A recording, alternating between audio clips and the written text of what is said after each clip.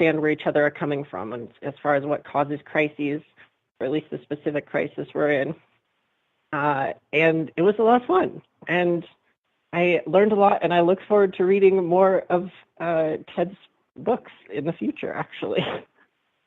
Yeah, and I look forward to future conversations with the two of you because that was really great. It was really great, and we're rushing this to production because a lot of people want to hear it. So, I guess I'll say one of the cutesy little things we always say in our introductions, though, since we didn't do that here. Yeah, don't listen to this if you are going to be bothered by someone who disagrees with the mainstream COVID narrative. Yeah, well, I mean, you'd think we'd scared those people away by now, but yeah. Definitely don't listen to this if you want to have any trust in either your government or your local capitalism.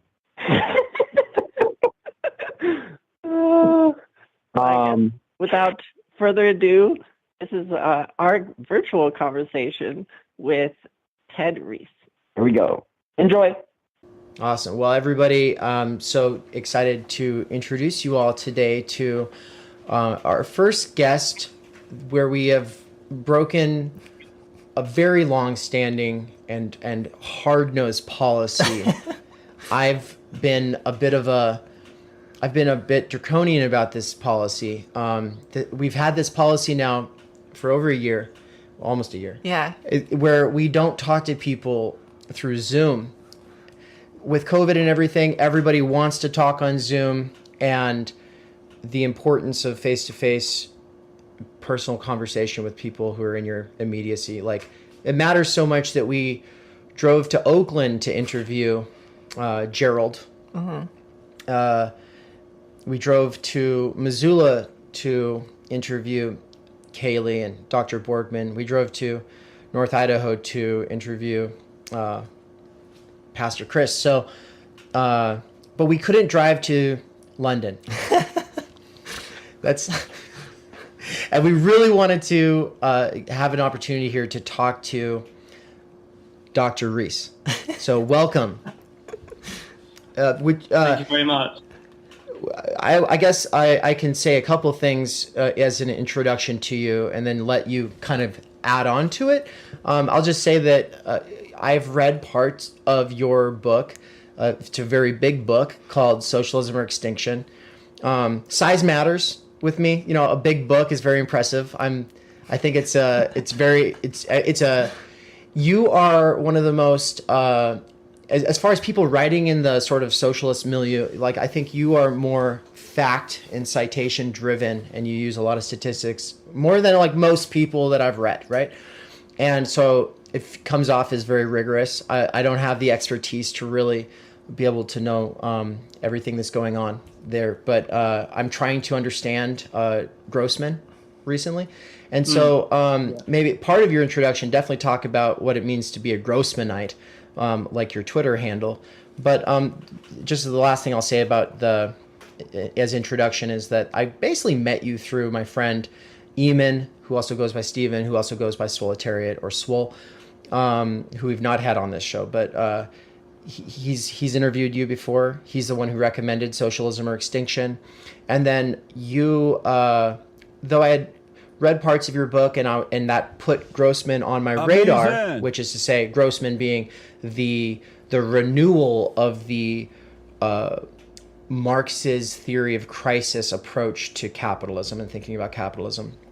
What brought you back onto my radar more recently was this article you wrote on COVID and lockdowns, how capitalism now requires lockdowns, and taking this Grossmanite approach to analyzing everything that's been going on with COVID.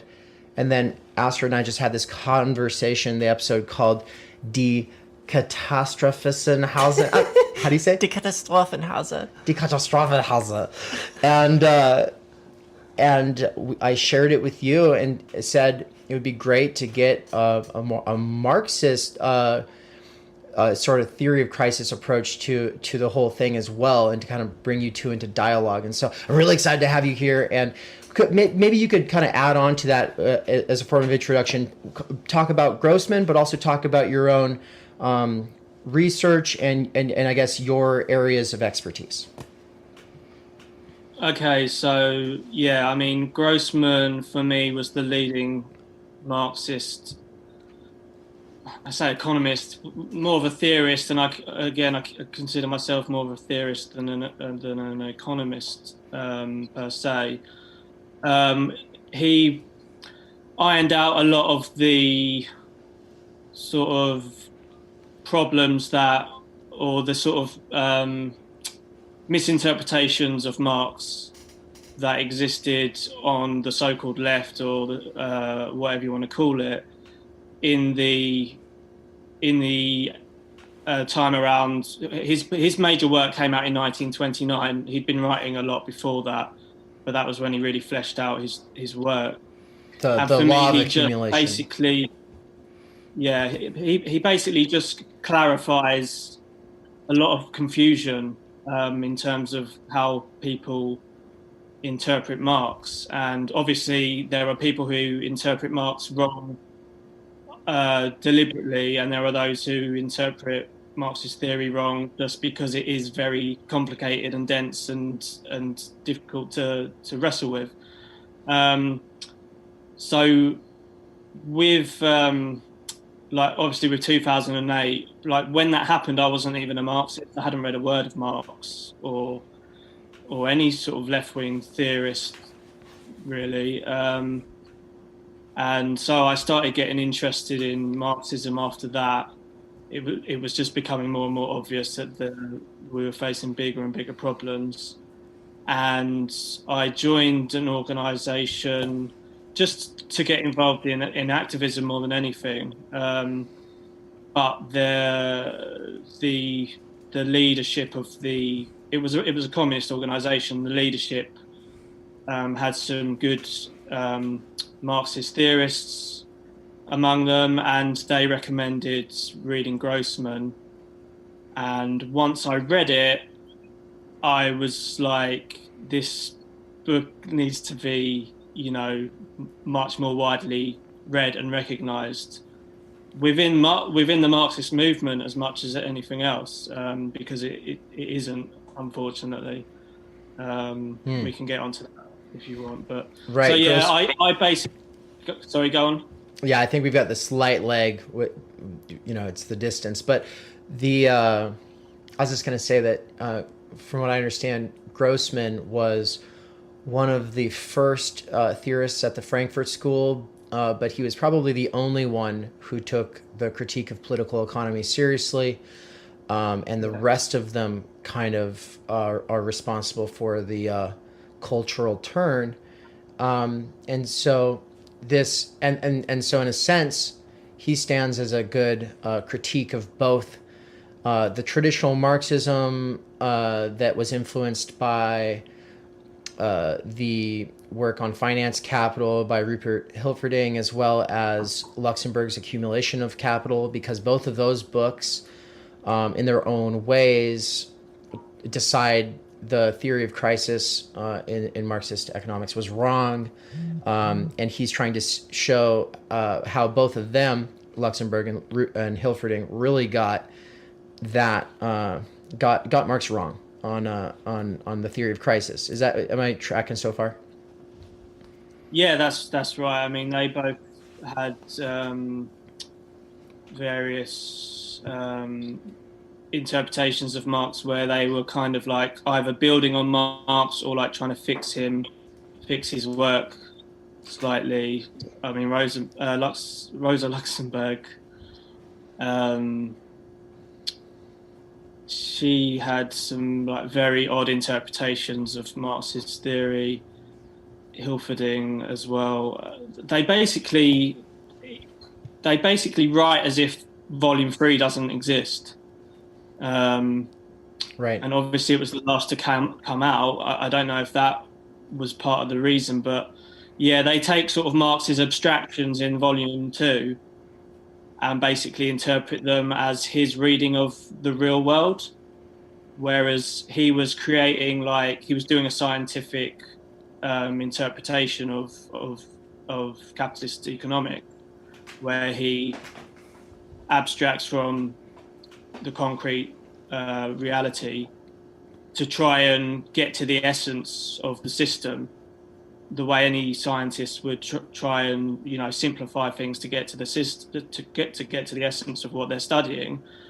And then in volume 3, he works his way back towards the sort of concrete reality by reintroducing elements that he had left out in those abstractions. So he works more and more back towards how the system really works, and then sees if the theory that he found underlying the whole system when he abstracts still exists once you reintroduce the other elements. So, and he found that once you reintroduce those, that this underlying breakdown tendency of the system does still exist.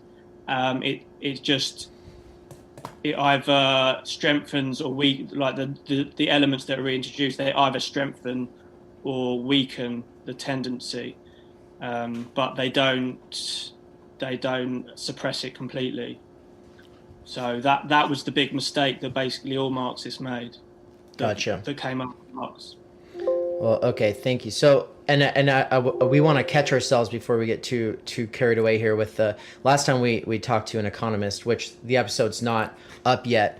It was Astrid and the guest. Kind of, they were both in their econ brains and using a lot of their econ verbiage or jargon, and I was pretty out of it, and so. I don't know how useful it will be to other people. All it really did for me was give me a strong motivation to do more research in those kinds of areas so that I could figure out what they were even talking about. But we don't want to do that again. So there's a couple of things that I want to do first. We'll want to talk about your thoughts on that episode you listened to where Astrid and I were talking about the energy crisis. And then also talk about your censored COVID article, because the two kind of go hand in hand. But before we do all of that, though, are there any common misconceptions in kind of like normal Americans' minds about Marx that you would like to address up front? Because we have a lot of people who probably couldn't tell the difference between Marx and Hitler, much less Lenin or Stalin, you know, and so it's just all kind of, you know, extreme left stuff for a lot of people. What does it mean to care about Marx's critique of political economy, or this kind of scientific approach that you're talking about? Like, and what are some of the are there any misconceptions you want to kind of preempt? I think the main misconception that I would really want to stress to people who have perhaps been brought up on a diet of anti-communism is that Marx stands for freedom and liberation, but he does so on the basis of what foundation has to be created for that to become possible. And he stands for abundant material wealth for all. That is the ultimate goal of communism, and it is that he stresses that is needed for like true human freedom and flourishing to take place in a sustainable way. So this sort of conception that Marxism is about poverty for all, or, you know, an authoritarian state, or, you know, a bureaucratic elite or something like this. This isn't what Marx stands for. He sees that a socialist state is necessary as a transitional phase before we get to abundant material wealth for all. But that's it. Like, and obviously a state. He sees a state as being needed to suppress a counter-revolution where, you know, the capitalist state tries to re-overthrow the socialist state and that sort of thing. But yeah, I think that's the main thing I'd want to stress, because that's an area we could do a whole show on itself. But I think that's the main thing I want to stress. I find that just an excellent summation of like the Marxist project, and also I have a lot of friends who are on the right side of the political spectrum. I think the majority of my friends are people that would self-identify as either a kind of conservatism or libertarian or something of that nature. And those people would all agree at saying, like, no, we also want abundant material wealth for as many people, distributed as widely and as equally as possible. And I think this crystallizes that idea that, like, no, actually, the Hayekian Miesian project of material wealth for all is the same as the Marxian project of material wealth for all. There's this incredible disagreement on how we get there and what's necessary and the steps in the transition and what causes crises, for example. But I find a lot of interesting overlap in the value system that goes into both polar opposite kind of ends of the political spectrum. Just so he can feel the power. Deception, supported murder. I won't support it. But the pressure, I feel the pressure to be like you.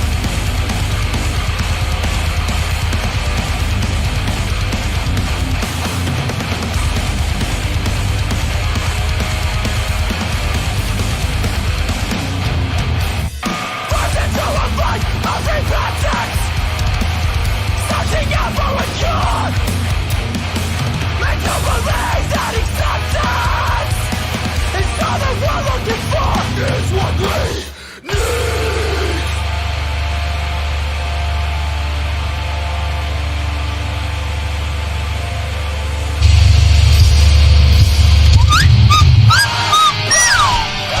Are we in? Is this working? What's up, everybody? I wanted to start the stream off a little pissed, because I'm a little pissed. And also, Happy New Year, everybody. Welcome to 2022. I am coming at you live from the fastest internet connection I've ever had in my entire life. And I am further from a city than I've ever lived in my entire life. And I grew up on a farm, so I'm pretty far from the city. So, but mic check is the first order of business. I'm not going to do this whole thing where I like check from my phone. Just I'm not going to get serious or talk about anything really until I've got folks in the chat telling me that they can hear me loud and clear. What Iswell says, you said there hasn't been a great metal album in the last decade. Laugh tracks. I guess if it counts as metal, was an excellent album. I think it dropped in 2016, so maybe I was wrong. It's hardcore, but I shouldn't judge metal. I have no place. I haven't listened to anything but post-rock in the last 10 years, besides what I consider to be oldies, which is mostly pre-2010 metal and hardcore. So mostly I listen to chill shit nowadays, because most of the time I'm chill. But when I say that I'm streaming today pissed. Oh my god, I just can't believe the world that we live in today. Alright, so loud and clear, says Wendy. Alright, well, good to see you, Wendy. Sorry I haven't responded to your email yet. I promise I'll get to it eventually. Anyway, also I'm going to put this microphone over there because I actually don't need it because I have another microphone. This is like the sickest setup I've ever had. Even though it's like the same space, I just have like a new setup and I'm pretty stoked about it. In fact, watch how cool it is. Here, I need to make it so that I'm not looking at myself in the stupid camera viewfinder, whatever. But I can go up on my bed over here and like talk from far away with this microphone. Or when Astrid, the co-host for People in Our Lives, is visiting next week and we're doing episodes with people, I've got 2 microphones for that purpose. And we don't have to sit like knee to knee because this is actually on a cord, you know? And it should be working. I think that this is all working right now. You should be able to hear me loud and clear. Hopefully not too loud. Hopefully not too loud. Uh-oh, now that probably sounds bad. I stepped on the microphone cord. That's not good. I'll have to get the hang of that eventually. I'm going to pour myself some tea and then read the chat. And then I'm going to launch into... I don't have to hold that microphone anymore. Then I'm going to launch into a sort of tirade about what I'm calling the IDPOLization of labor. And why I'm fucking over the liberal left. Now, I've got good friends on the liberal left. There are almost all the content creators who I enjoy are liberal leftists, but I'm fucking over it, dude. I'm so fucking over people trying to dignify shitty jobs. Fuck off with that shit. Oh my God. You fucking idiots. Idiots. People in the fucking comments of my videos, oh, you shouldn't talk about stuff that's over 100 years old. Bitch, you all never got the fucking memo in the first place. You've been LARPing ever since. Shut the fuck up. People are like, do the work. I've been doing the work. Okay? And this fucking bullshit about dignifying shitty jobs needs to end. We need to end shitty jobs. I'm so fucking sick of shitty jobs. I don't want a high-skill, high-paying job. I just want to do society's chores and listen to audiobooks and get paid for it and not have people fucking rip me off. 3 times last year I got ripped off. So, if I fly off the handle, that's why. It is... amazing. Fucking bullshit is what it is.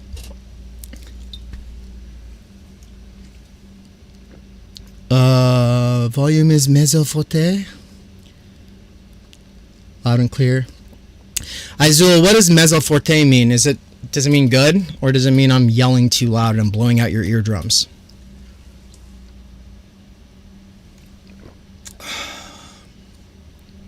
This coffee is warm. It's not good. I have a replacement though. I have tea coming up. And so once I've got my tea going, then we're in business. I'm going to go ahead and check out the chat, see what's going on. I tried to set up this whole thing now so that I can see what you're all saying, but not be at like normally, like back when I was streaming winter of 2019, right before 2020, right? I was streaming like this from this camera right here. And now I have a different camera set up over here. This is a camera that I was going to use for weddings when I moved to Hawaii, but then 2020 COVID shut down the wedding industry, obviously. A lot of people didn't get married, and then they probably broke up because they were probably social isolating together. And so there's probably going to be like this big down spike in terms of weddings for that year. It's funny, but I wasn't able to do the videography work that I wanted to do. Anyway, this is the video. This is the camera I was going to use for that. Okay. 2019 was a year where I had 3 living situations turn to shit. It wasn't just 2019. It was 2019 and 2020. It was kind of just like that whole period. There were 3 living situations where I moved in with people and they either used their position of, oh, we're helping you, and they lorded it over me, and then they only really wanted me there to be a yes man for everything that they were saying, and they took the least kind of disagreement as a huge offense and something that meant that I was bad for disagreeing with them. I've been noticing that there's a tendency for people who are into ideology, who are into pure ideology. Oh, by the way, I'm wearing a shirt that someone gifted me yesterday. Ideology. So, I'm super stoked about this Zizek. I guess a Zizek t-shirt is a Zizek. But I'm super excited about this, and anyway, what was I saying? Oh, people lording the living situations over me, or pulling the rug out from under me the moment that I, move across the country to get there. And it just gets under your skin after a certain point, and you realize that people who are really into ideology, they can't separate a speech utterance from the person. It's the same thing to them.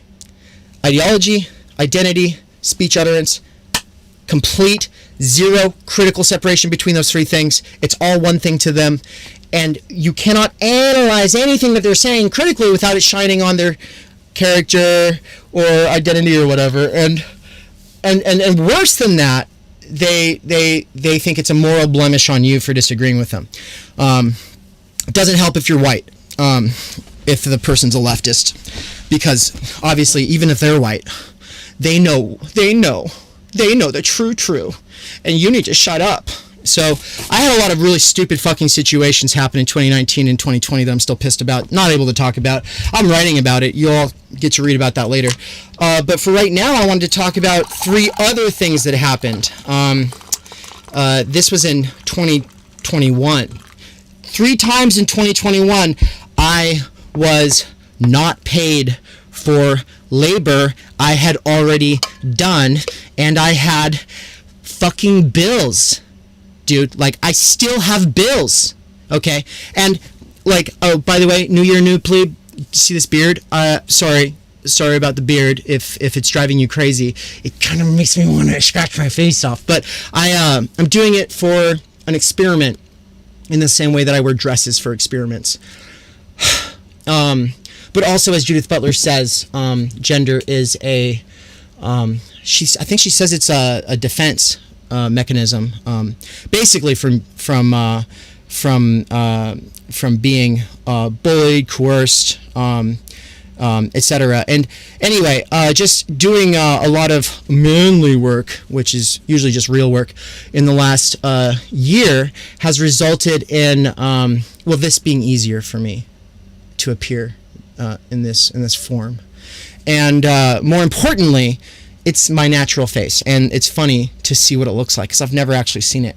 I mean, I've kind of tried to grow it out before. Anyway, this is all not an aside. I know it sounds like a rabbit trail. Oh, Dave, you got ADHD? No, yes, but that's not what it is. It's true though that this comes from real work, and that real work is the theme of this conversation. But the problem is when you don't get paid for the real work that you do. Now, the first time that I wasn't paid, and I'm going to get into the sort of the blog post letter that I sent out earlier. I put it out as a tweet thread as well, which I think you can probably see on the screen there. I'll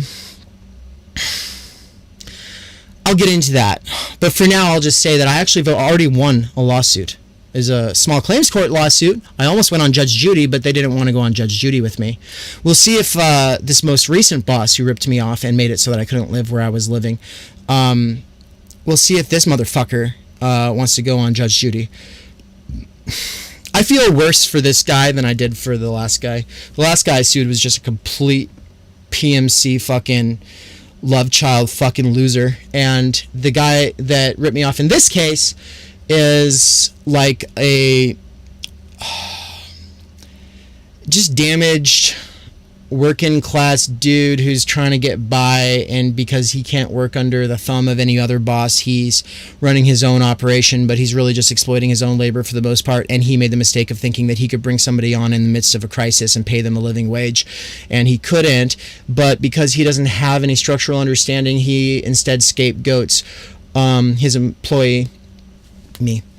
He scapegoats taxes, and he scapegoats downstream, superficial, dumb, obvious bullshit that is not the causal, structural, systemic, sort of abstract domination imperatives, limitations, or sort of catch-22s that are forced on a person by the system. And I want to get into all that, but like I said, we're going to read the chat before I get into that, okay? So what's going on here? Michael Downs is in the house. It's a dangerous maybe. What's up, man? Good to see you. DDD is in the house. Wendy Panda's in the house. DDD says, yeah, the book is really good. Oh, Waypoint? Thank you. I'm halfway through chapter 3. Been trying a new reading strategy. Read over a target set of pages first to get the general idea, then do a deep dive to fully understand. Smart, DDD. That's fucking smart. I've been basically doing that because I've been listening to audiobooks, as you know, and obviously, as everybody knows, audiobooks are not as in-depth ways of reading as sitting there and turning pages and taking notes and suffering through the distraction and the other factors that make life a contemplative or much less reflective, much less intelligent life almost impossible for everybody. But like I've said a lot of times, though, if you listen to it, you get a vague enough idea of what's going on there that you know what it's good for and when and where and how to come back to it, right? And you know what's better than reading something once? Listening to it and then reading it and then listening to it and then reading it and then listening to it and then reading it and then listening to it and reading it as many fucking times as you need to until you understand it. And if you do something that's harder instead of easy, then you feel better once things click and you understand it. But more importantly, you accelerate your own comprehension abilities in the same way that taking on a really hardcore regimen in a physical workout is just going to whip you into shape faster and better than taking some, I'm going to take a mile walk every day and maybe I'll add 3 miles later. Do I have a sound clip that'd be good for this? No, I don't think I do. Well, I see your point, but I can't help but wonder, from a strict PR perspective, if there's some way you can not do that. Well, That is not what I was looking for, but it's still fun. CIA-funded Trotskyists! Anyway, all right, so back to the chat. DDD says, without that chapter 1 and 2 would have been impossible for me. Heidegger is another beast. Yeah, for sure. I'm really excited that you're taking that on.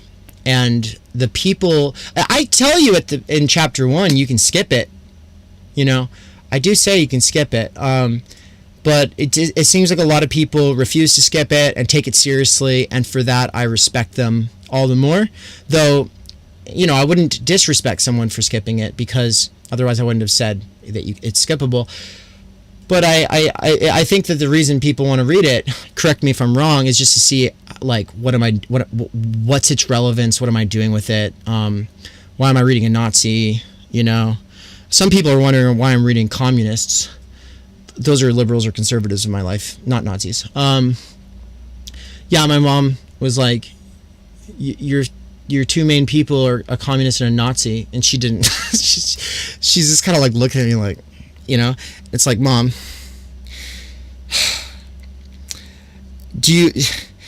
I've been trying to have this conversation about who do you go to for a criticism of a thing. Now, if there's, you know, if what you're trying to critique is modernity, or if what you're trying to critique is capitalism, do you go to its defenders and you read their characterizations of the criticism of the system or moment that you're trying to understand, or do you go to its fiercest and most brilliant and most historically impacting critics?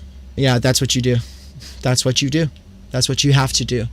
And because nobody has the time or energy to do that, nobody does that. And so people just, if they read anything ever in 10 years, it's usually just a couple of things that are pure confirmation bias that build on top of what they already think and makes them feel like there's smart people on their side and makes them self-assured that there's only stupid fucks on the other side. So that's sad situation. And I call that functional illiteracy. It's pure ideology. Izul says, you said there hasn't been a great metal. Oh yeah, we already talked about that. Wendy said standing applause. Feel ya, bro. Thank you. But I think it goes with the anger. Oh, wait. No, DDD said, I think it's the feedback from the mic that's causing the loudness and noise. But I think it goes with the anger. Is there still feedback? Is there still feedback? There shouldn't be. Was it just when I was yelling? Please let me know.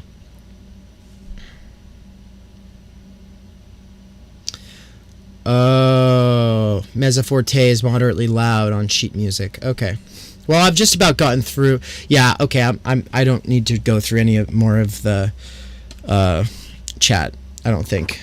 You're all just helping me out. Oh, it was a tiny bit loud. Sounds okay. Thanks, Dialectics. Let's do this, eh? I'm gonna read the thing and then I'm gonna talk about it briefly. And then, like I said, this is kind of a test stream. I don't know if I said that just now, but I think I might have said it in my letter. I just wanted to test this. I mean, it's such... Watch this internet speed. Internet speed test. Let's do it. Where's the... Oh, sorry. Yeah, so to you only need 3 to 10 MP...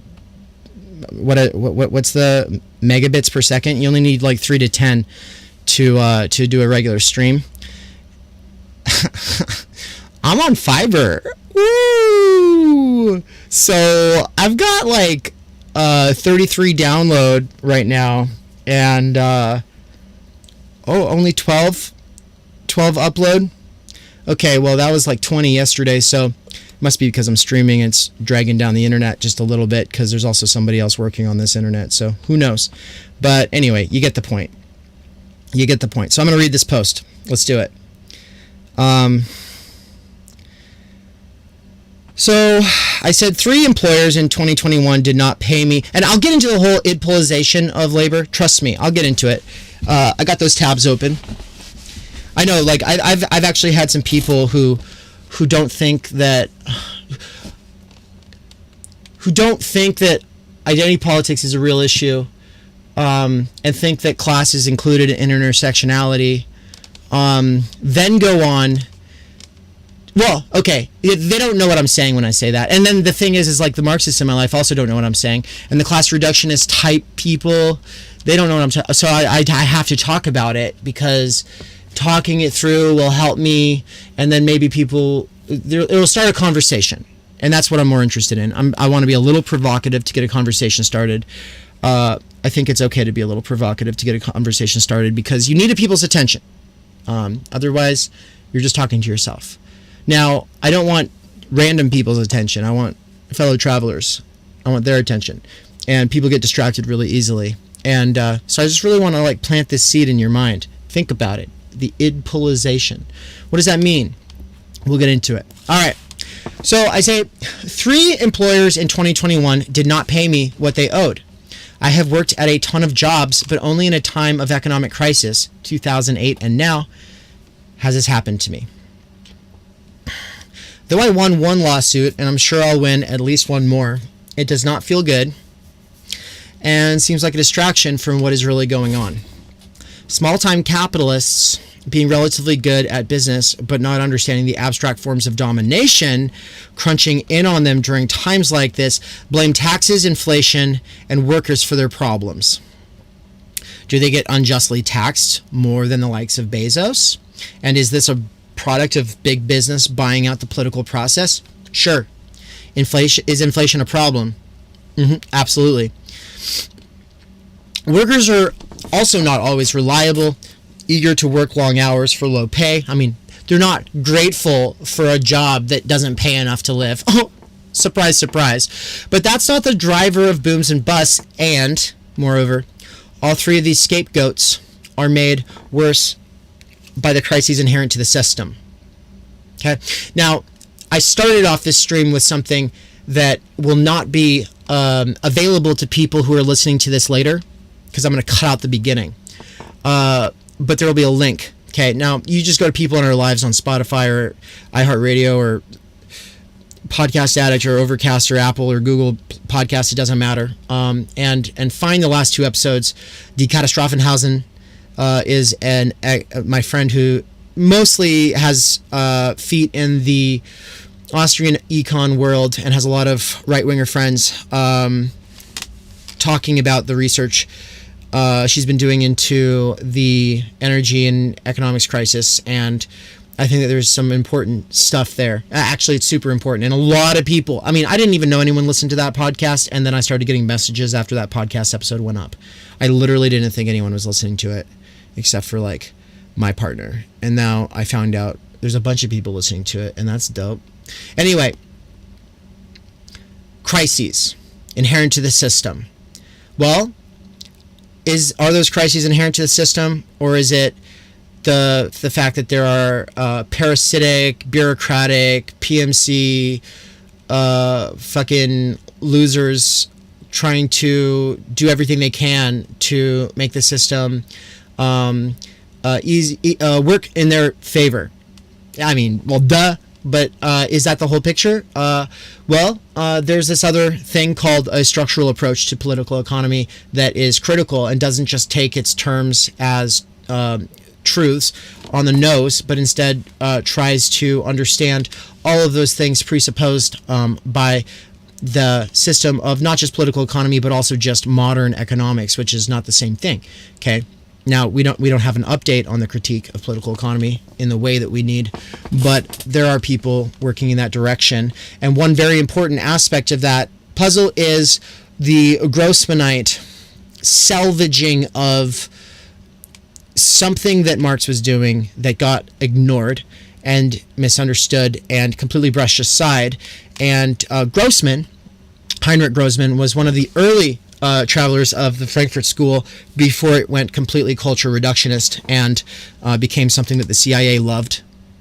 They loved it. Before that happened, Grossman was doing a sort of salvaging project and arguing against the mainstream Marxist interpretations of Marx's critique of political economy. He was arguing against Rupert Hilferding. He was arguing against Rosa Luxemburg. And, I mean, downstream of those two was Vladimir Lenin, Ilyich Lenin. And so really, the whole split between the reformists and the revolutionists, both sides shared a bunch of common assumptions that Grossman is critiquing. And Ted Reese is @ symbol Grossmanite on Twitter. And he's the guy that Astrid and I were interviewing at the while you were all waiting for me to begin streaming. You were hearing the beginning of that episode. It goes on for like 3 hours, and it's very important that you go listen to the rest of it on your own because, well, it's just very important. I'll leave it at that for now. Where I cut it off, Reese was going into Marx is actually for material abundance for everybody, and he's not an asshole. Well, look, I really like Reese. I really like Socialism or Extinction. I really like his introduction to Grossman that is being published by Zero Books next year or this year. I don't know when, but I've already read it. It's great. I like his, he's got heterodox, which is to say not orthodox, which is to say outsider critiques of the left right now and the way that it is interpreting the entire thing related to COVID. And I think that he makes a very valuable contribution, but I don't think he talks to a lot of Austrians, much less libertarians, much less conservatives, much less normies who might associate with such people. And so that's something that I think is important. Even if you think that those people are full of shit, if you cannot steelman, which is to say recapitulate their entire worldview in your own words in a way that makes them sound smarter than they do, then you haven't done the work, and you're not taking radical responsibility for understanding the world, and you're probably just a LARPing, virtue hoarding sack of shit, and you need to stop it. Yeah. That's a self-criticism too, all right? All right. So anyway, the crises inherent to the system. What I was getting at is I don't think that the Austrian School of Economics has a structural critique of the system that they presuppose and defend, and but at the same time, they might be onto some things. Okay, like for instance, prices might be important. Stuff like that. Anyway. But as far as the structural crises inherent to the system and why COVID needs lockdowns, nice Freudian slip, why the ruling class, aka capital, this abstract form of domination that plays them all like puppets, why it needs lockdowns, so why this is all very convenient for them to further isolate, atomize, polarize, divide all of us, while at the same time creating scapegoats so that people can be laid off and fired. That's necessary to the system. And Ted Reese wrote the article that has been banned off of Facebook. It was banned off of Medium. And so you have it's not even easy to find it. It's on his own Wix site now. It was also published on, I think, Malady, which is like the lockdown skeptic, like lefty website. But it's called Why Capitalism Needs Lockdowns. And I'm sorry, if you do not have that perspective, and if you were not already kind of thinking up that alley, there's a lot of reasons that I might respect you. But as far as when it comes to politics, economics, and all of the real shit going on, I feel like you've got some work to do before I can take you seriously. And that's one alley that you're going to have to go down for a little while. And if you don't go down it on your own, someone else will probably unpack it, make it easy for you eventually. That podcast that we did, the interview we did with Ted Reese, should make it easy for you, honestly. So there you go. It's already been done. Anyway, bringing it all back around. So I'll reread the last message, the last tweet, and then I'll dive into this next one. And so I posted it as a Twitter thread because I thought, hell, why not? I'm going to start using Twitter now that I am kind of back online. And so when I say kind of back online, there's some really important caveats to how I'm thinking about the internet in a more deliberate manner. Okay, but I am back on it anyway. So. What was I saying? Oh, yeah. Workers are also not always reliable, eager to work long hours for low pay, etc., but that's not the driver of booms and busts. And moreover, all three of these scapegoats are made worse by the crises inherent to the system. Because I cannot easily sum the systemic mechanisms, I can't sum up the systemic mechanisms in an intuitive way with plain speak in under a few sentences. Anything I have to say on the matter will be written off as pointless at best or pretentious at worst. I mean, driving around with a boss for like several months this year who is basically a Republican, gun-toting Republican, does these stupid apologetics for Trump, arguing with him animatedly, right? On a few occasions. I wasn't always arguing, but there's a couple of times where it's just like I've heard him say stupid ass shit like 6 times, 10 times, 20 times. Eventually I'm just like, I'm pushing back on it, and then I get passionate, and we had some heated conversations. And here's my boss, who genuinely thinks that the real problem right now is workers not wanting to work, taxes, and inflation. And Biden, which, I mean, fair. He's got a lot of legitimate reasons to dislike Biden, but he's doing that thing where he's got 2 feet very firmly planted in the soil on his side of a bridge, and he thinks that there's this bridge that goes over to the other side, and that there's just one other side, and that it's just all of the things that that he doesn't understand, that he fears, that he doesn't, and he thinks that to try to understand the critique of where his feet are planted, by kind of walking over that bridge, taking that leap of faith, suspending his own assumptions, presuppositional frameworks, what he knows, etc., going over to the other side, kind of thinking things through from the other side. It makes him afraid. He's a scared little boy when it comes to that. But to be fair, so are most people I know, regardless of their political affiliations or lack thereof. And so, I'm having these conversations, and it's like I'm realizing there's no simple way to talk about what I'm calling abstract domination, the imperatives, the deadlocks, the catch-22s, the limitations that are all necessary, cooked into the system and beyond his control, that are making it so that he literally cannot afford to fix his own means of production when they break down, right? Without taking it out of my paycheck, which he did, because every time he broke something, or every time something broke down, which in economics is called depreciation and should be planned for ahead of time and saved for, and premeditated, and maintenance and all of that should be preempting all of that. No, he instead just would constantly blame me for everything wrong, or he would blame Biden, or he would blame, and I think he associated me with Biden. I think that he just had me pegged as a lefty, and so that was going on. When you're pegged as something, there's no getting out of it. You're fucked. You're fucked. Just get out of. Just leave. There's no hope.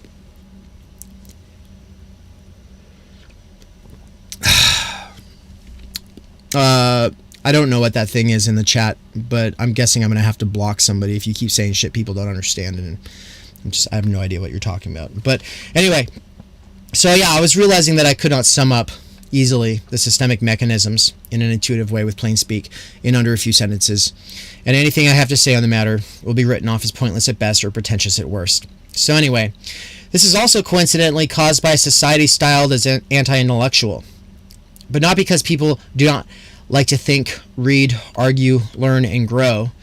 It is caused by structural stultification, which means the subjection of time energy to the law of value, which reduces our waking lives to time without energy and energy without time, with the potential to reliably invest or sacrifice our efforts towards non-commodifiable activities.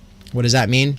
It just means that your waking life is spent exhausted or frustrated because anything that you want to do that isn't directly and immediately commodifiable is considered stupid, foolish, a waste of time. Stop that. Get back to work. Why are you reading that? That's 100 years old. Stop it. Why are you doing that? Stop it. Stop it. Stop it. Get back to work.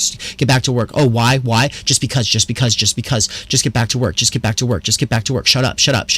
Fuck you. Oh, but also everyone's opinions are valid, and we all get to have our opinions. We just can never have them informed by anything beyond the fucking talking points being spewed out of the mouths of the two sides of the exact same party, or the two sides of the exact same media complex, or all the people who just make a living trying to be influencers, critiquing that system and all of its talking points, but staying within its frames. Okay? So, yeah, structural stultification of time and energy is bad and leads to the anti-intellectual culture that we have today. Obviously, most people don't take a structural critique of that, and so they just blame the stupid poor-poors and the dumb workers that are so reactionary, and they don't have any fucking sympathy for the people who make their lifestyles of privilege and prestige possible, which is obviously why in some way I still care about class. And I say that provocatively because, once again, we're going to get into it. Anyway, so yeah, anti-intellectualism comes from the subjection of time energy to the law of value, which reduces our waking lives to time without energy and energy without time, with the potential to reliably invest or sacrifice our effort towards non-commodifiable activities. Okay, so family, community, and culture are the first three aspects of our lives that are gutted, undermined, and structurally impaired by the systemic isolation and reduction of humans into mere means towards the growth of power, interest, and profit for a few at the expense of everyone else. Dialectic says, am I the only leftist who just never argues with right-wingers? There was not one situation when I felt like it was a worthy use of my time. Dialectics, I want to kick you out of this fucking chat. Who the fuck do you think you're talking to? Do you even watch my content? Jesus fucking Christ. What a pretentious, stupid fucking thing to say. God damn. Oh, I just don't even talk to right-wingers. Have you ever had a real job?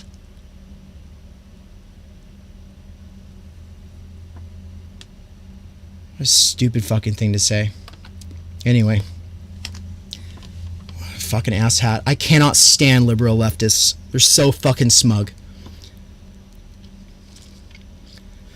Ugh! Are you serious? God. That is so stupid. I cannot believe you said that. Anyway. Yeah, so the reduction of humans into mere means, the commodity called labor power. Yeah, that's what, so time, energy, and the market is labor power.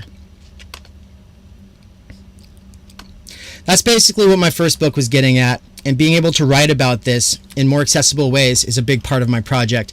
But the reason I bring it up here is to just say that finding reliable work these days is at least as hard, if not harder, than it is for employers to find reliable workers. I do not blame individualism, greed, or competition, much less hierarchy or meanness, because I'm not dialectics in the chat right now. I'm sorry. I shouldn't be making fun of you. Because those are all downstream from the real problem. It is just frustrating and exhausting.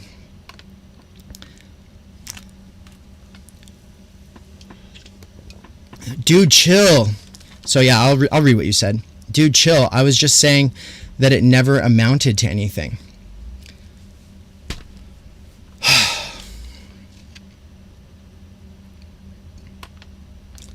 All right, fair enough. If you've engaged with what you're calling right-wingers and it never amounted to anything, then maybe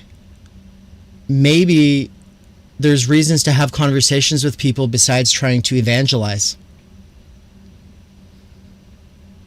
And maybe people don't need to change so much as you need to try to understand their lives. Try to understand the shit they're going through. Try to understand their assumptions and presuppositional frameworks in a way that isn't hostilely or covertly or manipulatively, that's the word? No, it's not.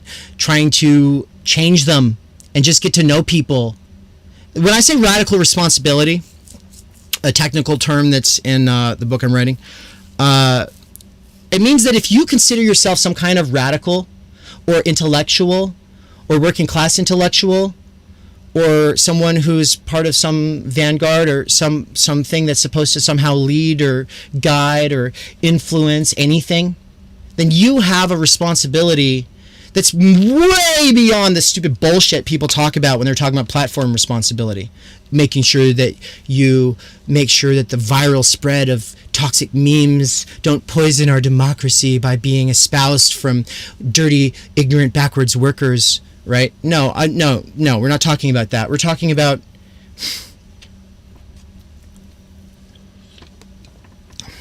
taking responsibility for understanding things in the structural way means not just writing people off as lost causes or not worth your time and energy or attention, working with people and having conversations with people who you disagree with because we're all flawed and none of us have it all figured out. Instead of this fucking smug, chud-dunking bullshit industry that everyone's plugged into right now, which is so toxic, so counterproductive, and so responsible for the fact that the left is going to lose the next election probably. Who knows? We'll see. But, I mean, I think sad. It's sad. And when I say the left, you know, people are going to be like, well, that's not the real left. Well, sure, yeah. But, you know, you're playing bad cop to the Democrat Party's good cop in that situation. So you're part of the same thing.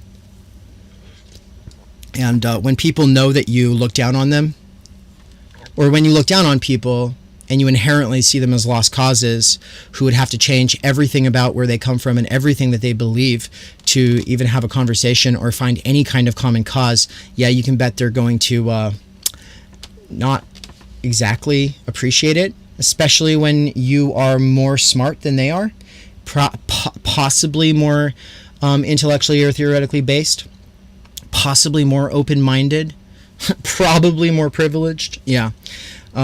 They won't appreciate it. God, there's this whole list I'm developing that I think is essential reading for anybody who wants to do anything supposedly radical. And it's like a check your fucking privilege, check your fucking assumptions kind of list that includes just really simple little books. Nothing like, 3 volumes of Das Kapital or whatever. No, we're just not Totality and Infinity by Emmanuel Levy. No, like, Thomas Frank's Listen Liberal. And I know, I'm not a liberal. Yeah. But leftists are really, most of the time, like, just kind of like selectively biased extremist liberals who've decided that the system needs to be raised because their fundamental assumptions and priorities are not being prioritized by the overwhelming mass majority of humans on the planet, much less the working class, who's obviously being co-opted towards noxious movements as a result because there's a vacuum for that. And so the concerns of normal people get monopolized by evil interests. And whose fault is that? The people who are supposed to know better, or the people who are just evil? The righteous or the evil? Who's responsible? The righteous or the evil? Who's responsible? Do the work. Anyway, God, it just gets under my skin. This was my problem on Twitch. It's that kind of smug fucking bullshit all the time, just from everybody. Just from everybody everybody who watches the Surfs TV.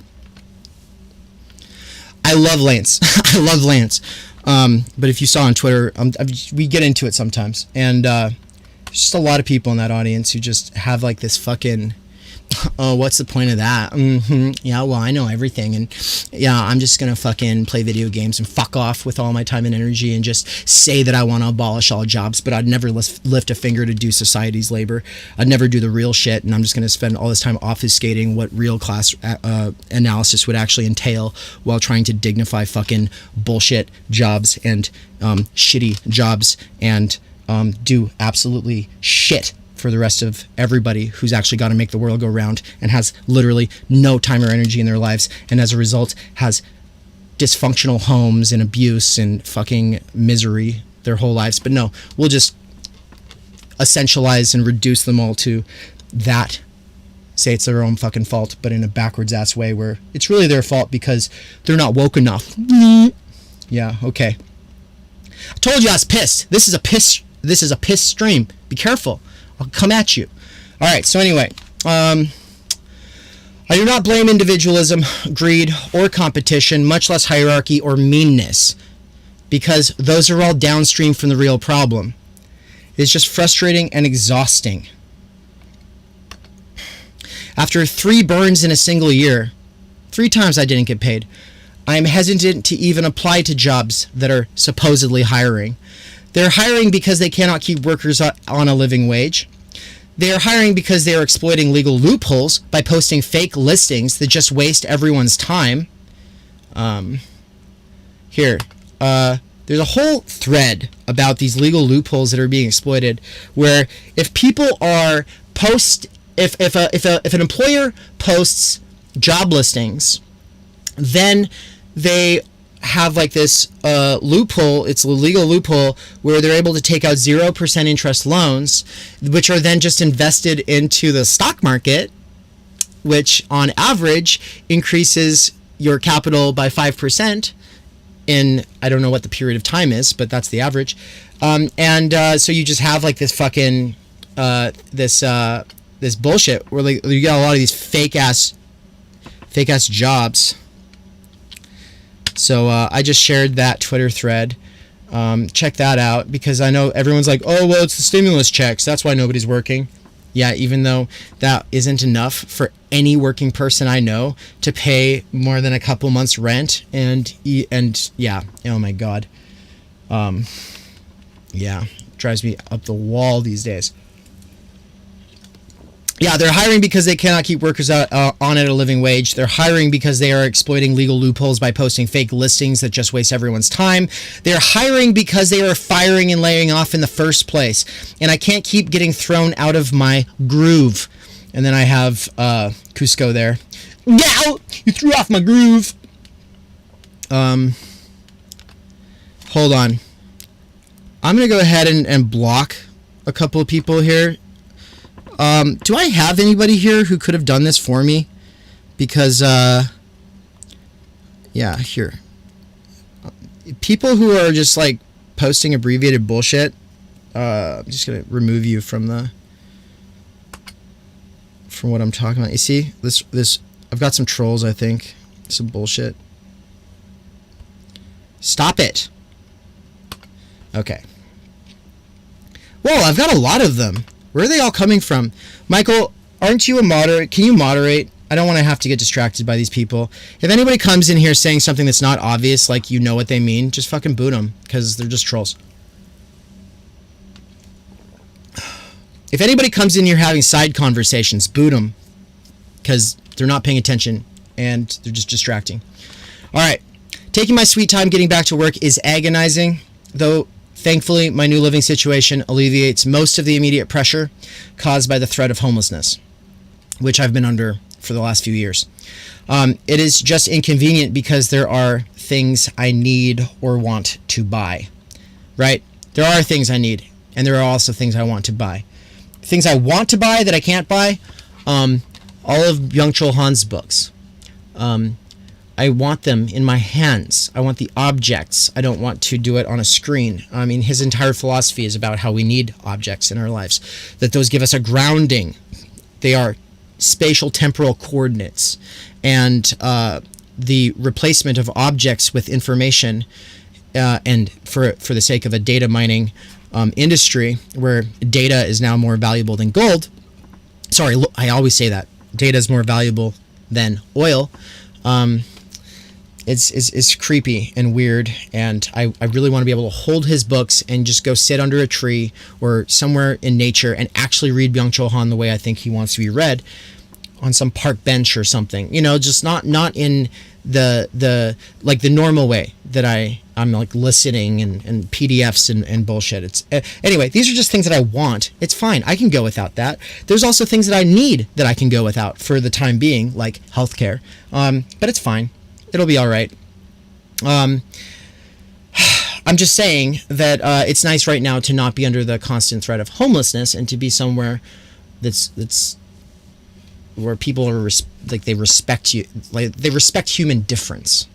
Okay, like I can disagree with them. They know that I disagree with them, and we're fine. That's nice. That's really, really good.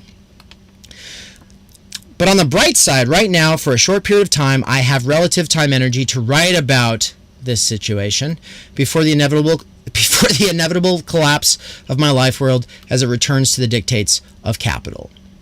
And then I link the post, and then I link the podcast episodes, and I link my book which talks about this shit.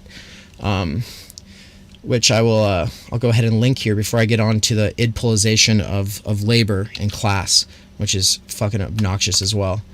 Oh my god, yeah. Thank you, Dangerous Maybe. I see that you're doing the work of removing these people. Thank you. I don't know what caused me to start getting swarmed by these people. I don't know what I did to catch the attention of a horde of trolls. That hasn't happened since I got raided on Twitch by some right-wingers. I'm sorry, we shouldn't even call them that. They're just internet troll people.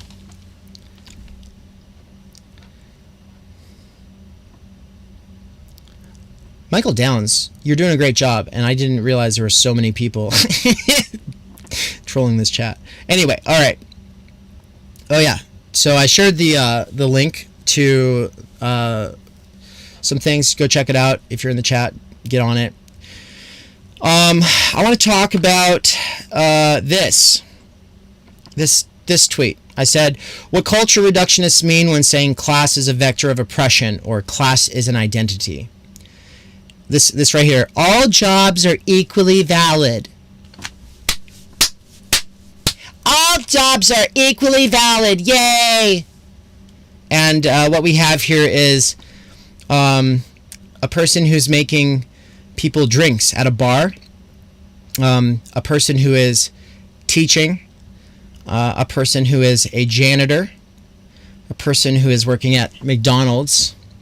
A person who is probably working, well, it's some kind of sex work. Probably OnlyFans.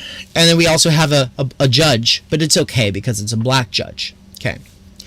And first of all these jobs, the one that is probably like the most real in terms of like okay, if McDonald's all around the world closed down tomorrow, I think we'd all be okay in the long run. We'd all be basically fine if McDonald's all around the world closed down tomorrow.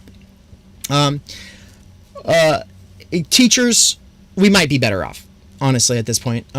This education system is so fucked, but at the same time, I mean, and God, I mean, I just know too many teachers who give me their insider perspectives on what's going on, and I don't know that I've ever met a homeschool person who has it worse off than most people in the that I talk to who are being put through the subjectivization grinder that we call public education. Though, of course, if you have like a well-financed school, I mean, that's the key, right?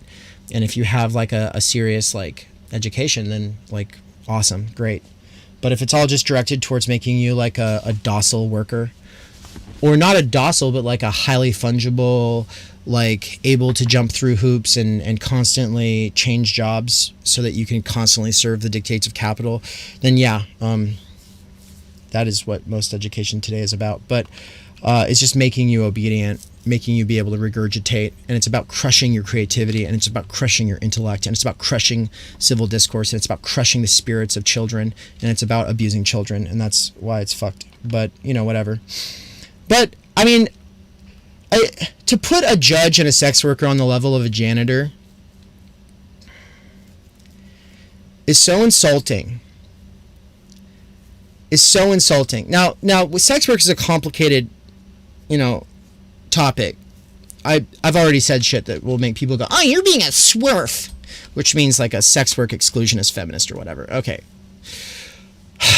Sometimes people really are like super anti-sex worker, and like Amy Therese was like calling them whores, and it's like, Jesus, come on. All right.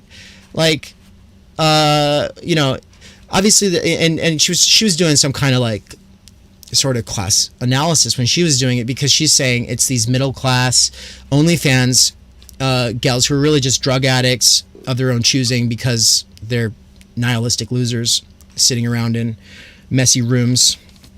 They have no life, and they're just narcissists who are preying off of lonely people and acting like their work is just as real as other people's work. We're leaving out of the picture there the people who are coerced into it, the people who are manipulated into it, the people who are even manipulated and coerced into drug addiction, the people who are taken off the streets and trafficked as children, and then they grow up into it. But like the whole industry is rotten to its core, and there's some good exceptions, some really, really good exceptions to the rule. Where you have people, it's all consensual, they come from relative privilege, or at least they've got like the whole thing is kind of like a beneficent like model, fine. But the general thing going on here is, yeah, you do have these middle class people trying to act like we're in it together, and then you have like people who are forced into prostitution and sex work, and that's a fucking no, not necessary. Not necessary. Okay? That's not essential labor. Stop fucking acting like it is.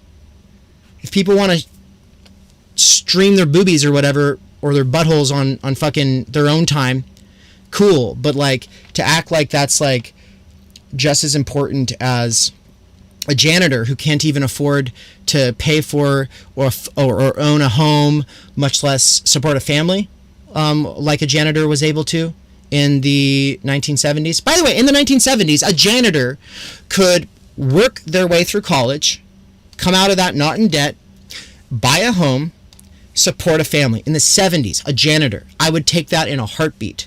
In a fucking heartbeat. I would line up for that job. Now, as Catherine Liu says in, I don't know, I hope I'm saying her name right, but as Catherine Liu says in the book Virtue Hoarding, not possible anymore. And people would rather be like, janitor is a valid job. Yeah, no fucking duh. Now you need to get a real job, okay? Yeah, no, janitor is a valid job. But if it was redistributed so that Bloomberg's children and Elon Musk's children and Trump and the Clintons' children all had to do their fair share of janitorial work just like everyone else, I wonder how much of that would be automated. I wonder. Yeah, but we'll never get there with this fucking, it's a valid job. Yeah, shut the fuck up. Recognition is not what workers need. God damn. This is such a visceral thing for me. I cannot be neutral. I cannot sit here and be objective. I cannot speak to you about it in a calm, cool, collected way like it's some academic subject. This is our fucking lives we're talking about. And we're talking about the parents of children who don't have the time and energy for their fucking kids. So I said, the point is not inclusion of class as an identity. You fucking radlibs. And by the way, a radlib is, in my definition, a person who takes an entire ethic of, it's all about fairness and anti-bullying and empathy, and then turns that into, it's actually about selective, corrective unfairness, as long as it's against the right people, and selective bigotry as long as it's against the right people, and they do these compensatory kind of bullying fucking things as a way to try to right the system, or to stretch the Overton window, because all they care about is the Overton window, and they think that every issue getting mainstreamed is the solution to everything, because they literally believe in the bourgeois big other. They literally believe in the liberal left big other. They just think if Republicans would just get out of the way, or if there were just a few more Democrats that were on our side, we'd be able to do it. Yeah, the point is not inclusion of class as an identity, you fucking radlibs. The point is to abolish the commodification of labor, not to dignify it by raising sexual exploitation and bullshit oppressor jobs like judges to the level of essential labor. If sitting in the role of judge, and this is my caveat, okay? I am self-critical of this position. If sitting in the role of judge or having sexy fun time with a public audience on your phone are activities that are good in themselves, then they do not need to be commodified, do they? No, they fucking don't. Neither does essential labor in society. That's everyone's chores. And then somebody comes in and says, well, don't you think that judges are needed in any conceivable society? Yeah, absolutely. So are juries. Juries aren't paid. And if they are paid, they don't need to be paid. I've never done jury duty, even though I've always wanted to. But I'm just saying, no. It doesn't need to be paid. The founding fathers of the United States did not think that, being a senator would be a full-time occupation. They thought that they'd spend a lot of time out on their farms, reading Plato around the fireplace with their families, exploiting slave labor. But, point being, they didn't have this fucking vision of full-time pure parasites operating in these made-up bureaucracies, living above real labor. They did not. That was not part of the fucking picture. And the idea that judges, they should have to wear wigs again. Someone said that in the comments for this tweet. They were like, they should have to wear wigs again. Yeah, they really fucking should, because that's what they are. They're fucking wigs. Anyway, yeah. And so someone says that, and I said to the person who was talking about judges, I said, fair enough, and this crossed my mind as well. I guess my answer is that I've sat in court and seen a lot of judges. From what I can tell, they are over glorified bureaucrats in robes. I I do think the function is necessary because not everything can be done by a jury of peers, but hold on. I never followed that up. It doesn't matter. The point stands, right?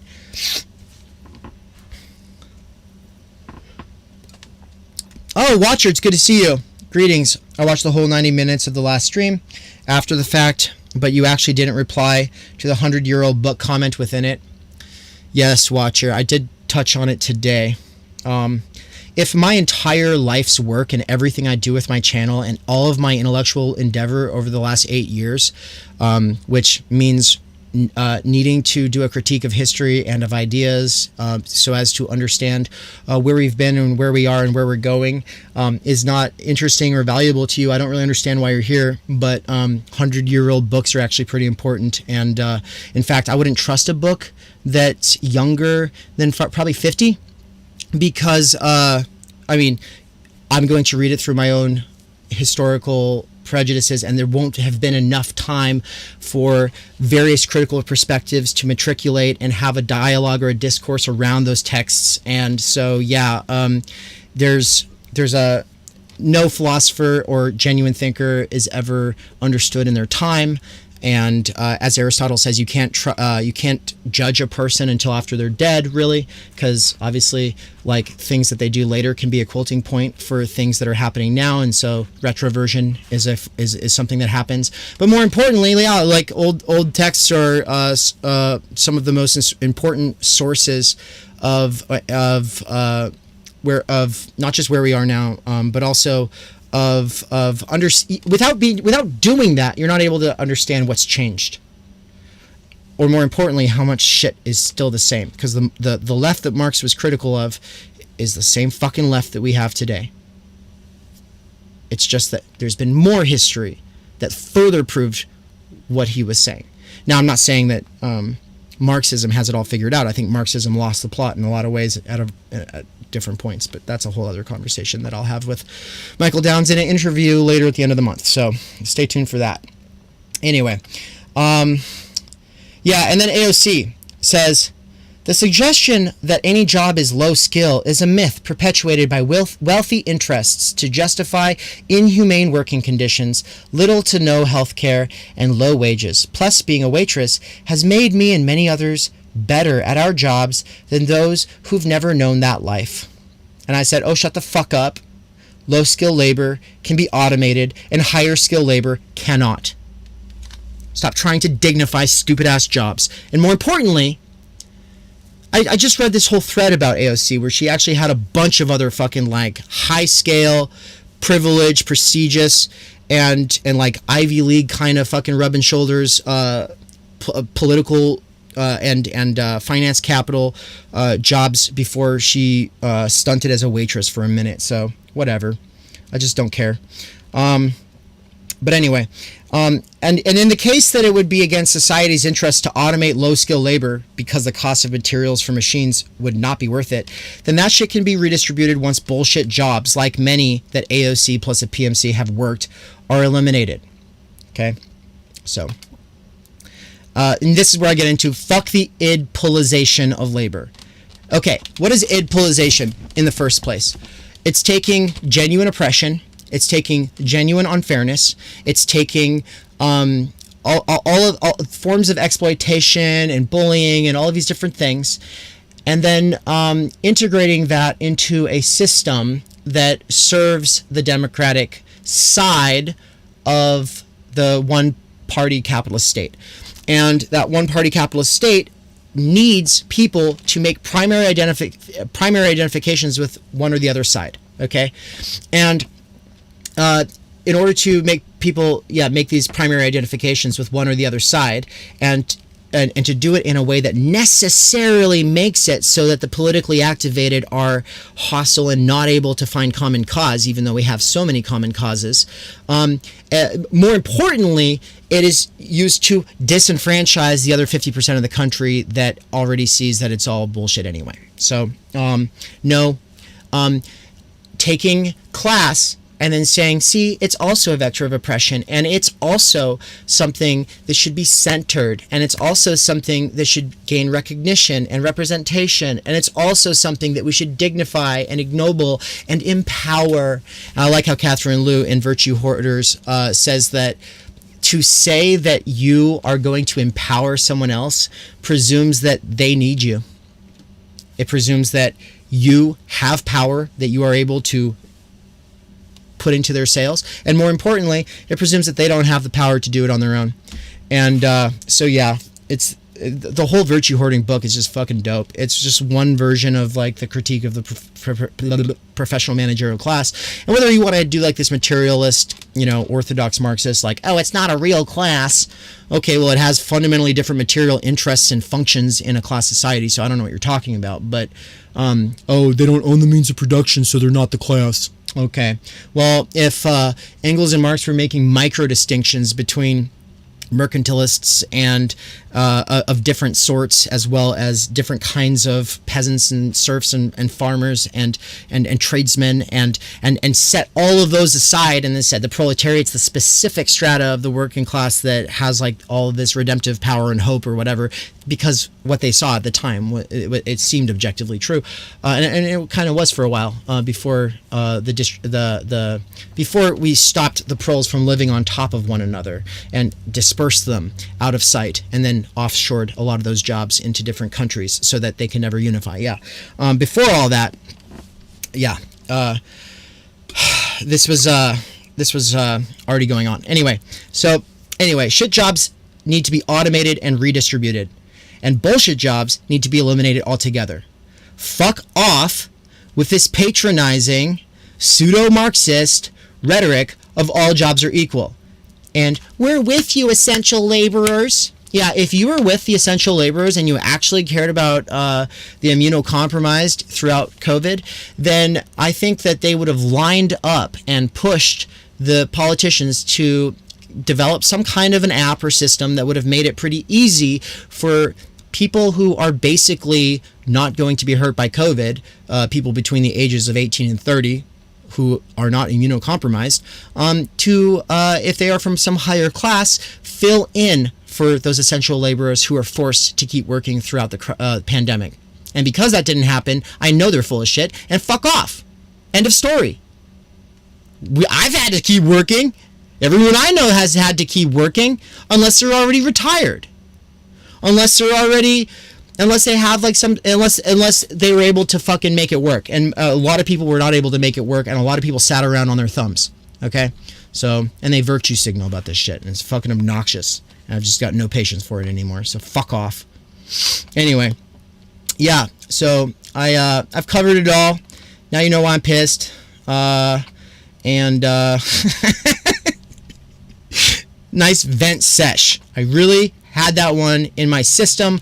I needed to get it out, and I think I did. So I'm going to go check back in on the chat. The Dangerous Maybe says, I don't need recognition for delivering toilet paper to public bathrooms. I need money and time energy. Yes. Thompson says, imagine an all-volunteer justice system. Yes, exactly. A randomly selected all-volunteer justice system where people can level up through doing it enough to eventually sit in the seat of judge. Yeah. Watcher says, IIRC wig is some Scottish insult for plebes. It is. It's true. I'm also Scottish. I'm a mutt. I'm like 20 different things, but a part of me is Scottish. Like my last name is Scottish, so plebe. That's my last name. No, I'm just kidding. Anyway. Watcher says, looked it up on Wikipedia, quote, the term wig began as a short form of wigamore. Sounds kind of like something we used to call white people who dressed up with the baller hats in the 90s. Anyway, a wigamore, used by people in the north of England to refer to cattle drivers from Western Scotland who came to Leith to buy corn. Yeah, but then the Whigs were the, I think basically like the Loyalists in the parliamentary system who weren't on with the bourgeois revolution, right? Like they just, and before the contradictions of capitalism became really obvious to a lot of people, so before Marx, and before the Bakunin and Proudhon and all of them, there was this tendency to take for granted the productive people in society doing everything and having nothing, and because all that mattered was God save the king, which requires like a strong church and a strong state and healthy aristocracy, and the bourgeois revolution was pretty radical for its time, super radical actually for its time. In fact, with the way things are going, it'll be the most radical thing we could ever have again, probably, because at this point, it's like people lost the plot so much that we're on our way back to neo-feudalism and neo-monarchy, and the real arguments are just about what those, what that ruling strata says. Who does it offend is the main thing that matters today, and that's all people seem to care about. But the bourgeois revolutionaries, from John Locke through John Stuart Mill and Adam Smith, believed that the productive people they should have the fruit of their labor. They should have the fruit of how they've decided to invest their time, energy. That the people who make society go round should have either representation or run the whole thing. And that was the difference between, like, Jacobins were on the side of they should run the whole thing, and all the other people were on the side of no, just some kind of recognition and representation for the third estate.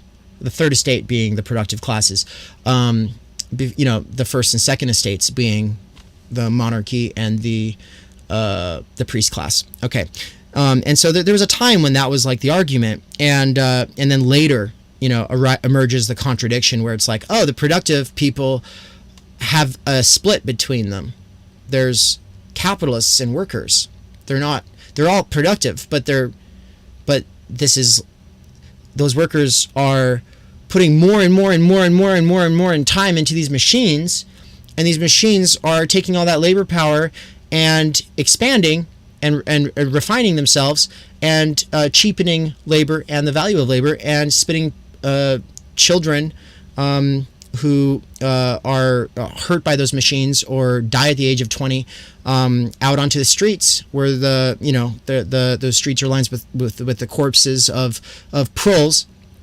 A lot of times where they're having to walk over each other to get into line to try to get a job. And so your labor's been cheapened in the sense of, like, you're no longer like a tradesman.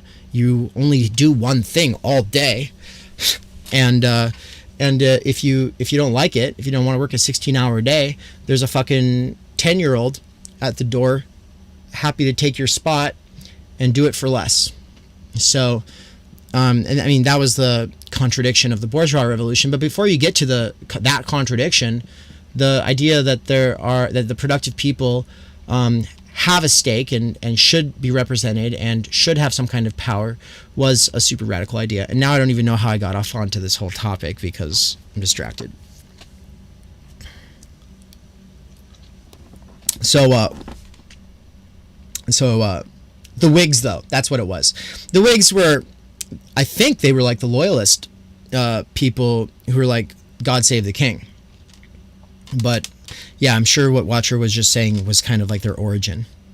Azul says, it's like when Angie used to say she doesn't need to be lionized as a black person. She just needs to be able to make a decent living. Yes, exactly. Mark Fisher talked about this in the, you know what? Let's bring it up. Exiting the vampire. I know there's like half of you in the audience. You're like, oh God, here we go. We hate this fucking essay. And I don't even know why you people watch me. I really don't. Anyway, so Borges, the both clear petite bourgeois, narcissist left, which dominates the academic assessment from the left, allowed bourgeois modes such as to eliminate our movement. I'm looking for... Oh, here we go. Yeah, this is the quote. Inside the vampire's castle. The first configuration is what I came to call a vampire's castle. People get so caught up on the fucking signifiers, they never think about the signifieds. They get so caught up on the oh, why is it vampires? Shut the fuck up. Pay attention to what it's saying. The vampire's castle specializes in propagating guilt. It is driven by a priest's desire to excommunicate and condemn, an academic pedant's desire to be the first to be seen, to spot a mistake, and a hipster's desire to be one of the in-crowd. The danger in attacking them is that it can look as if, and it will do everything it can to reinforce this thought, that one is also attacking the struggles against racism, sexism, heterosexism. But far from... obviously, a lot have been added since the time that he wrote this. You know, because we can only have so many influencers for different isms. But far from being the only legitimate expression of such struggles, the Vampire's Castle is best understood as a bourgeois liberal perversion and appropriation of the energy of these movements, which is what I was getting to. Yes. The Vampire's Castle was born the moment when the struggle not to be I have to read this sentence from the beginning. The Vampire's Castle was born the moment when the struggle not to be defined by identitarian categories became the quest to have identities recognized by a bourgeois big other. That's right. That's what the politics of recognition ultimately boils down to. And it's why Angie was so fucking peeved and put off, is because people... there was a time when radicals were like, no, I don't want to be defined by these categories. And then, you know, as the last 20 years have ensued, the liberal left gained cultural hegemony after painstaking effort to win that hegemony back from the right, who had the moral majority throughout the 80s and 90s. And it took shock rock and punk and metal and everything to fucking, you know, get these book-burning reactionary losers to back the fuck off and let us do what we want. But then once the liberal bourgeois big other became the nice face of capitalism, that's just, if they could just have a little bit more power in our parliamentary or in our supposedly democratic republic system, well, then we would be able to do all the good things.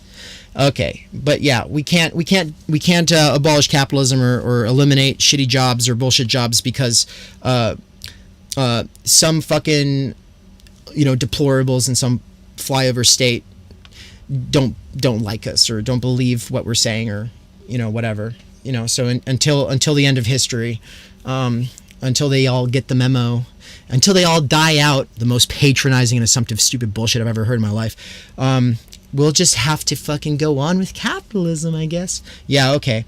Yeah, and then this fucking push to have your identities recognized by the bourgeois big other, that is what I'm saying when I'm saying that there is an IDPOLization of class. I do not want my fucking worker identity respected or recognized or represented. Like, what would that mean? It would mean, you know, Glenn Beck or Sarah Palin or AOC virtue signaling about how they fucking do real work. Yeah, shut the fuck up. Shut the fuck up, you stupid loser. Get the fuck out of here. Fuck. Oh my god, I almost said it. Oh, I almost said the bad thing. I almost said kill yourself. Video game yourself. Yeah, I know. Don't say that. Don't say that. Apparently, according to Lance from the Serfs, saying kill yourself is as evil as being eco-fascist. Because he literally said that. I just don't understand. I don't even want to anymore, because I've tried for the last several years to be open-minded and empathetic and kind of track with and dialogue with and work with these kinds of people. I love Lance. I think he's a funny dude. I think he's a kind guy. I think that he is like most Canadians.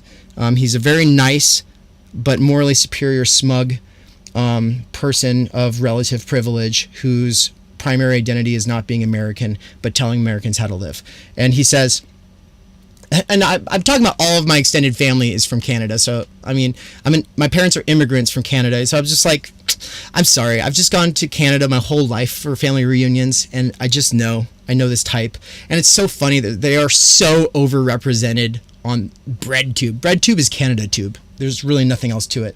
Anyway, so Jordan Peterson was responding to someone who said, I disagree. Based on the record of human behavior, we are already overpopulating this small world. Any arguments I have heard for supporting such a large human population completely overlook the huge loss of species and ecosystems resulting from our self-absorbed attention. Yes, right. Scapegoat the people. It has nothing to do with a system. And then Jordan Peterson obviously says the fucking like boss ass like duh thing that anyone should say at that point. Yeah, you're free to leave at any point, bucko, right? And I don't like Jordan Peterson. Like, I don't have a special love for this man. I don't like when people make it so easy for him to be correct. And allow him to monopolize certain obvious things. And then this Lance goes, I feel sorry for his patients. Okay, first of all, Jordan Peterson doesn't have patience anymore, in the sense of like people in therapy with him or whatever. Solitary, oh, you responded to this and said, yeah, this is stupid. Why can't these lefts ever acknowledge a good point if a rightoid happens to make it?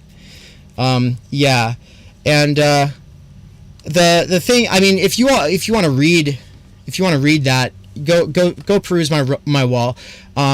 Basically, what? Where's the fucking thing? Oh, in response to Swill, I said, yeah. Here we go. I'll read it.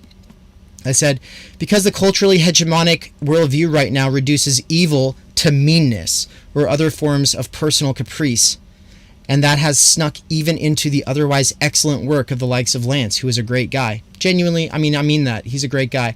But when someone said, nah, Peterson is right on this one, overpopulation is a right-wing myth perpetuated by racists to demonize third world countries, his response was eco-fash bad. Telling people to Roblox themselves, also bad.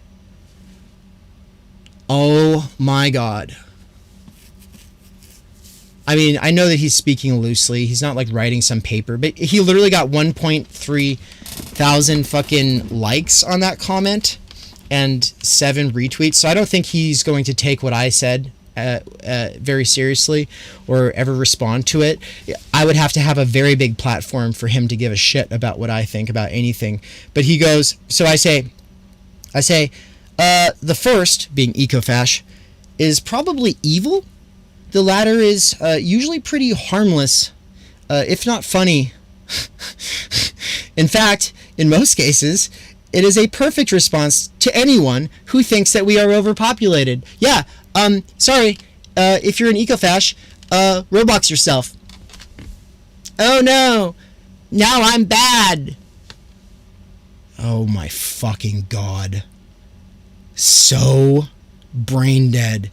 And I just like, it's not that he's stupid or mean or bad. It's just that when you feel like you are a representative mouthpiece influencer for the thing that was already culturally already had cultural hegemony, you don't think that you need to suspend your assumptions and critically examine your worldview, and you don't think you have to have dialogue with people who are different or try to understand them, much less steelman them, much less read the things that would, do that. I was talking about the reading list.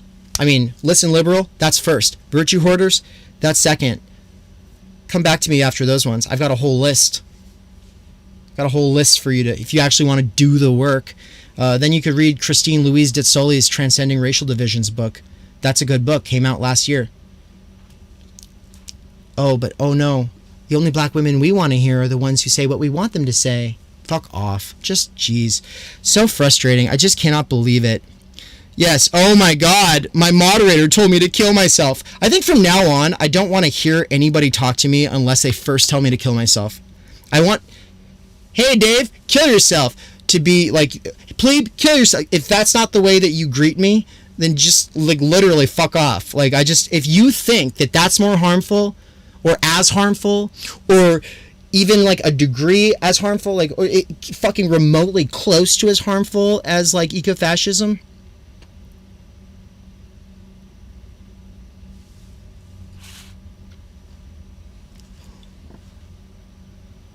It's pure ideology. Did that work? Is my soundboard working? I didn't hear it. My speaker wasn't on. It's pure ideology. There we go. Amazing. Yeah. I'm gonna play a couple other buttons here. What else do I have? It just makes me want to cut someone up with a chainsaw. I mean, that's ridiculous.